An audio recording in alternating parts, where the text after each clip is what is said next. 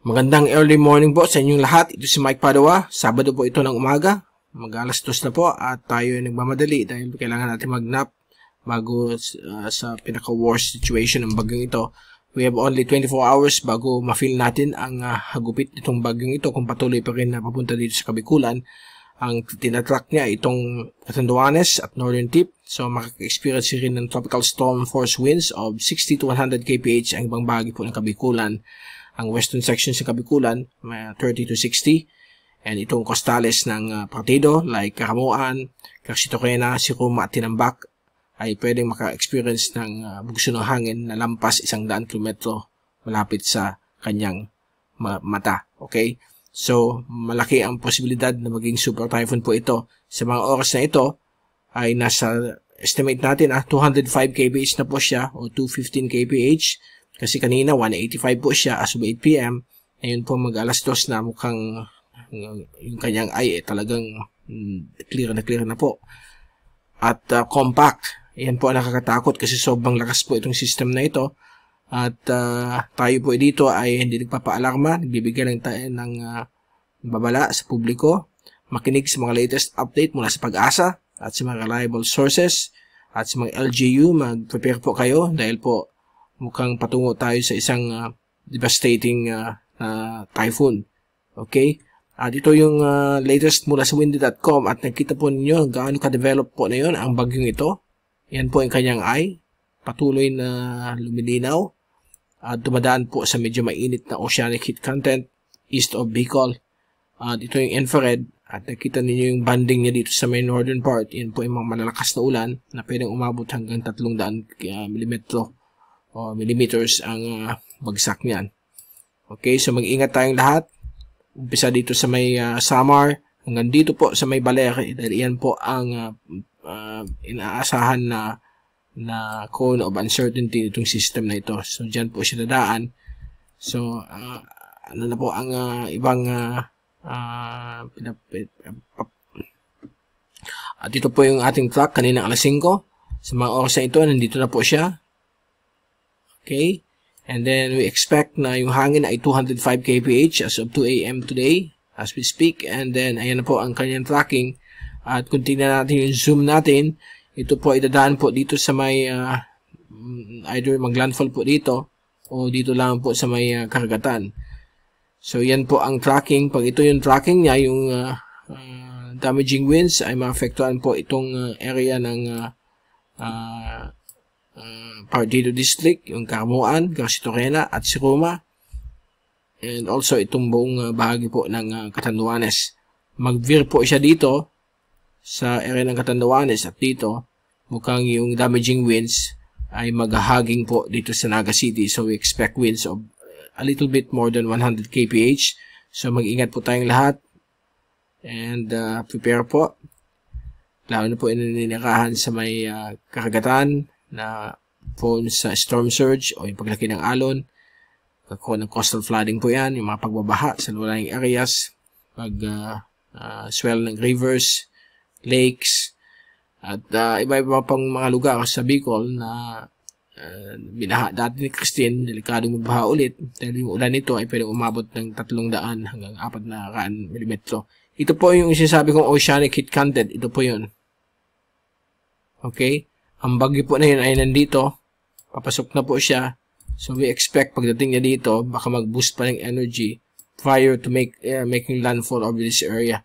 So, medyo matakot, okay? Pero tayo ay laging resilient. Maghanda po tayong lahat sa posibleng epekto po itong bagyong ito. Let's pray na mag-last minute curve siya towards the north. Para hindi po tayo masyadong masalanta dahil maliit lang po siya. 500 kilometers ang kanyang wind area. At yan po. I'll just give you a quick recap of this. At kailangan tayo makatulog dahil kulang po ang tulog natin. Baka hindi natin makayanan ng blow-by-blow accounts. Ito po yung tracking lahat ng Asian agencies, including Pag-asa, Japan, China, Taiwan. Dito po ang tracking. Yung atin nandito sa may northeast. And then, hopefully, it remains that way. But namimili ko po ang Catanduanes. Yung mga nakikinig na yun from Catanduanes, please take all necessary precautions, makinig sa Pag-asa, sa mga government LGUs, disaster risk units, dahil po medyo may kalakasan po ito. Ang problema nito hindi yung ulan, kundi yung lakas po ng hangin na pwedeng magkasing tulad ni Rolly na dumaan sa inyo 4 years ago. Although ang tracking nito, ibang direction, again, mag-ingat po tayong lahat. At may signal number 2 na po sa Catanduanes, Partido District, okay, Tiwi Albay, dito rin sa may Kapu-Kapu Island, Pakon Manito ng Sorsogon. Okay? And dito rin po sa Northern Samar, northern part ng Eastern Samar. The rest of Bicol, signal number 1 pa rin, but bukas, aakit ang signal yan at may posibilidad na aakit tayo sa signal number 5 pag naging super typhoon po siya. Okay? So mag-ingat. Ito po yung wind model. Mukhang aabot siya ng almost super typhoon. But dahil po sa mababa ang wind shear dito, may posibilidad na pwede pang umakyat. Ito po yung tinatawag nating chips ensemble mula kay Dr. Kerry Emanuel ng MIT.